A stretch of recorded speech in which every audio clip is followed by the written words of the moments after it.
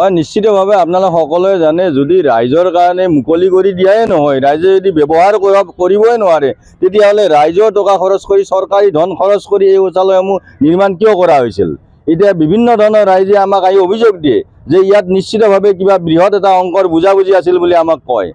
গতিকে অতি সোনকালে এই শৌচালয়সমূহ ৰাইজৰ কাৰণে মুকলি কৰি দিবলৈ আমি দাবী জনাইছোঁ আৰু আমাক বিভিন্ন ধৰণৰ ৰাইজে অভিযোগ দিয়া মতে এই শৌচালয়সমূহৰ আশে পাশে যেহেতু ব্যৱহাৰৰ উপযোগী হৈ থকা নাই এই অঞ্চলত বিভিন্ন ধৰণৰ সন্ধিয়া হ'লে অসামাজিক কাম কাজ চলে বুলি আমাক ৰাইজে বিভিন্ন সময়ত অভিযোগ দিছে গতিকে আমি চৰকাৰক পৌৰ নিগমক তথা প্ৰশাসনক দাবী জনাইছোঁ যে আপোনালোকে ৰাইজৰ টকা খৰচ কৰি যি শৌচালয় নিৰ্মাণ কৰিছে নাৰেংগীত এই শৌচালয়টো অতি সোনকালে ৰাইজৰ কাৰণে মুকলি কৰি দিয়ক আৰু প্ৰশাসনে মাজে মাজে পেট্ৰলিঙৰ ব্যৱস্থা কৰি ইয়াত যিসমূহ অসামাজিক কাম কাজ চলে বুলি আমাক ৰাইজে অভিযোগ দিছে এই অসামাজিক কাম কাজসমূহ অতি সোনকালে বন্ধ কৰিবলৈ আমি অসম জাতীয়তাবাদী যুৱত্ৰা পৰিষদৰ নাৰেংগী আঞ্চলিক সমিতিৰ দাবী জনাইছোঁ আমি প্ৰতিটো ৱাৰ্ডতে 20 লক্ষাধিক টকা খৰচ কৰি একোটাকৈ ৰাজহুৱা শৌচালয় নিৰ্মাণ কৰিম আৰু সেই সূত্ৰে আমি জানিব পৰা মতে প্ৰতিটো শৌচালয় তেওঁলোকে 20 লাখৰ আশে পাশে তেওঁলোকে ৰাজহুৱা ধন খৰচ কৰি নিৰ্মাণ কৰিছিল আৰু সকলো ধৰণৰ শৌচালয়সমূহ তেওঁলোকে মুকলিও কৰিছিল বেলুন আৰি ফুলৰ মালা আৰি কিন্তু ৰাইজে ব্যৱহাৰ কৰিবলৈ আজিলৈ পোৱা নাই কেইদিনমান ব্যৱহাৰ কৰাৰ পিছতে একোটাকৈ ডাঙৰ তলা ওলমাই থৈ দিছে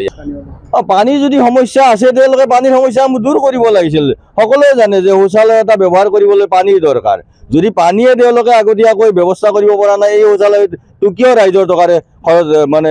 ৰাইজৰ ধন খৰচ কৰি তেওঁলোকে জংঘল হৈ গৈছে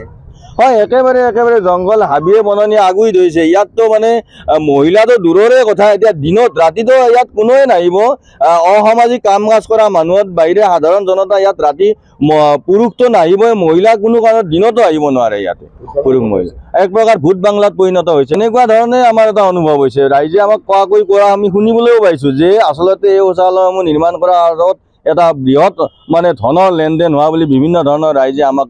অভিযোগ দিছে বা আমি কোৱাকৈ কৰা শুনিবলৈ আমি পাইছোঁ যিকোনো খবৰৰ বাবে যোগাযোগ কৰক 7099017330 লগতে 7099017110 নম্বৰত